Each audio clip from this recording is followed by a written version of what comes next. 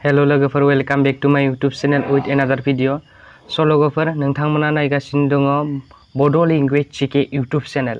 स' नोंथांमोना फार्स्टआवनो आंनि बे चैनलाव गोदानब्ला अन्नानै चैनलखौ साबस्क्राइब, लाइक, कमेन्ट, शेयार खालामनो होनो थाखाय गुरै खावलायहरनाय थाबाय।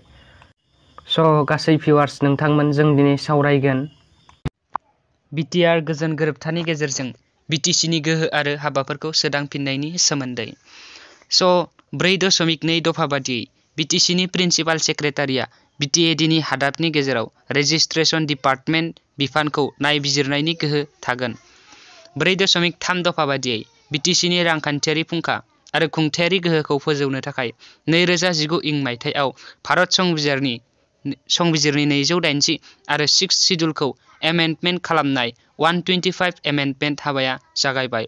संबिजिरारि फोसाबनाय बिलआ 2019 मायथाइनि जानुवारि दानाव पार्लियामेन्टआव थिसनजादोंमोन आरो 4.4 दफा बादियै बिटिसिनि एग्जिकिउटिभ फांसनफोरा आसाम सरकारनि प्रिन्सिपाल सेक्रेटारिनि गाहायसिन नङै चिफ एग्जिकिउटिभ अफिसारनि गेजेरजों मावफुंजागोन। बिटिसिनि गुबुन गुबुन बिफानफोरनि बयनिख्रुइबो सेनियरसिन बिबानगिरिफोरा आसाम सरकारनि एडिशनेल सेक्रेटारिनि रेंकनिख्रुइ गाहायसिन जानाय नङा।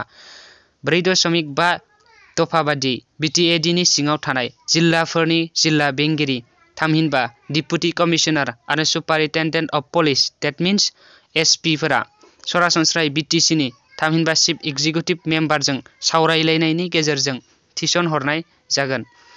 आरो 4.6 दफा बादियै बिटिसिआ गासैबो जिल्लाफोराव जौगाखांनायनि थाखाय हरनाय मोनफ्रोमबो हाबाफारिनि रिपर्टखौ चिफ एग्जिकिउटिभ अफिसारफोरनिफ्राय लानानै जिल्ला बेंगिरिया बिटिसिनि चिफ एग्जिकिउटिभ मेम्बारनो फोसाबनांगोन।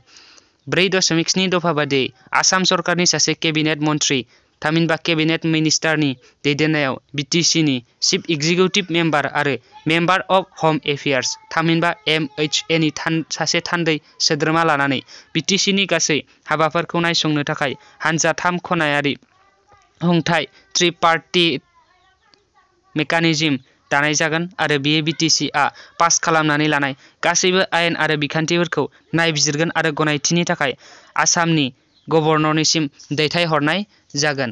4.8 दफा बादियै आसाम सरकारनि चिफ सेक्रेटारिनि दैदेननायाव बिटिसिनि चिफ एग्जिकिउटिभ अफिसार आरो एमएचएनि थान्दै सोद्रोमाफोरखौ लानानै बिटिसिनि गासै थांखिफोर थामहिनबा प्रप'जालफोरखौ जायफोरा रायजो सरकारजों सोमोन्दो थानाय आयदाफोर जेरै साख्रिनि गोदान पस्ट सोरजिनाय आरो लांदां जानाय पस्टफोराव सोसननायफोरखौ नायफामफिननो थाखाय हानजा 3आरि खुंथाय दानाय जागोन।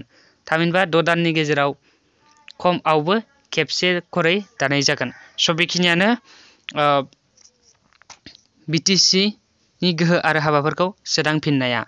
स' आइ होप नोंथांमोना भिडिअखौ नायनानै मोजां मोनबाय आरो बे जि बे नलेजखौ आङो जिकेनिफ्रायसो कालेक्ट खालामदों। माबाफोर गोरोन्थि जायोब्ला निमाहा होननानै मिजिंथिनाय थाबाय। थेंक इउ भेरि माच फर वाचिं। लाभ इउ अल।